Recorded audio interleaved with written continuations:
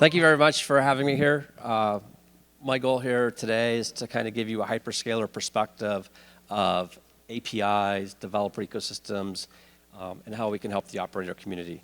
So as you can see, I come from a division at Microsoft. It's called Microsoft Azure, but even within Azure, it's called Azure for Operators. And what we care about is how can we help operators modernize their networks? How can we help them run the networks more efficiently? And more importantly, how can we work with the operators that make money in terms of taking advantage of networks? So the developer ecosystem, these new scenarios. And so we look at all these things holistically for our types of solutions. So when we look at this, again, we look at the community, we look at the operators, and then the flywheel for us as Microsoft, we have a strong developer background. Right? So how do we nurture and encourage that developer ecosystem? And we do that by APIs. So previous to this, I was in Azure networking. And one of the things that we learned in Azure, we were able to simplify networking dramatically via APIs. So you can do very complicated things, software-defined networking, without being a networking expert. And that's all API driven. Right? So we can add different semantics, UIs, APIs, things like that to make it very simple. Now the challenge with the networks and going deeper into the networks and getting information from the networks, it is very, very complicated. So how do we get that, make it simple for the developer? And then when we do that, we get benefits for everybody. So, and for us as Microsoft, we really care about partnerships and ecosystem. That's in our DNA, right? So we want to partner with the operator community very deeply. So as Henry said, we're not looking to compete here. We really want to help. How can we best help to develop that ecosystem? And what are the key use cases that we look at it? So at Microsoft, we have our first-party services. So Windows 365, Office 365, streaming, immersive experiences, looking at gaming. So there's a lot of different things that we're looking at here that can really take full advantage of the network. So we care about this concept of the intelligent network. And again, exposing this information to the applications. So the applications have higher level semantics. So how do we expose that information, the network exposure APIs? That's why you see us so excited about Chimera. So I was very excited about Open Gateway, having the standardization so we can have a fair ecosystem here, again, focusing on the developers. So developers can write an application and it runs anywhere in the world and it gets the capabilities and new capabilities of the 5G network, whether it's quality on demand, security, location information, they can write their application very simply. So unleashing this potential for these kinds of scenarios. And there's other scenarios I'll talk about in a moment. But basically what we're looking at, how do we help modernize, and then again, importantly, how do we monetize or help the operators monetize that network? One of the simple things is lowering the TCO, right? So we look at that, how can we leverage AI ops, things like that, these kind of new technologies. We see a world now that's getting more and more distributed. Where does something run? Where is compute? Compute can be in a lot of places. It could be on the UE, so compute could be running on a smartphone, a GPU on the smartphone. It could be deep in the network. It could be in the cloud. There's all these different places that we can run compute, so we need simpler developer environments for that, right? And that has a lot of opportunities for us when we look at the developer ecosystem. Now, as we look at this from a Microsoft perspective, we really care about partnerships, and I can't overemphasize that enough. We care about partnerships. We look at the bottom layer here, carrier-grade hybrid cloud platform. We have our solution there that's commercial off the shelf.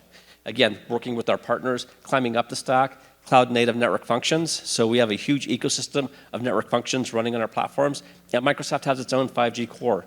But we look at fair competition on that, again, driven by customer choice, AI, and then really what's exciting for us is these modern connected applications. Again, how can we take advantage of Open Gateway so that things can run very simply, and I'll show you some architectural details of what that really looks like in a moment.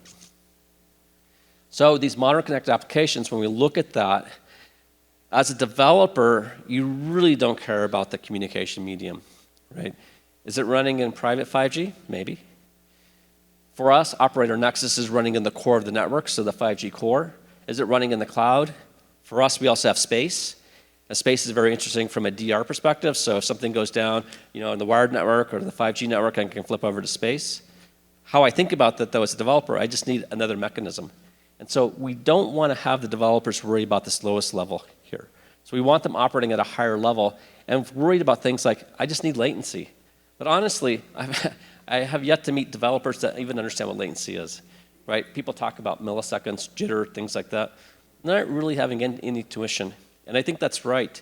They shouldn't worry about that. They just know it needs to work well. So you see in the GSMA Open Gateway initiatives, we're looking at predictable latency. Let's just make it more predictable. But at the same time, predictability, bad things happen in the network, so how do we have failover? So how do we have higher level semantic concepts here in this distributed environment that abstracts away the lower layers of the network? And that's what we've been really looking at. How can we make that happen? So for us, we have a service called Azure Programmable Connectivity. So this is kind of how we commercialize and standardize the GSMA and the Open Gateway initiatives, right? So if you're Open Gateway compliant, you can plug in at the bottom here, and we have some mechanisms here where you can come to Microsoft with this service, and we'll go in and we'll do the authentication with the operator. So are these APIs allowed to be run by this user on this network?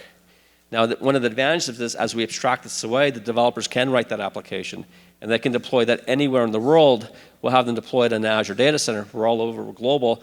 We'll have local partnerships with the operators. And here at the bottom, you can see some of the initial ecosystem that we have. That spans the world, right? So the developer's writing an application. It can run anywhere in the world. It can take advantage of the network. It can take advantage of these new capabilities.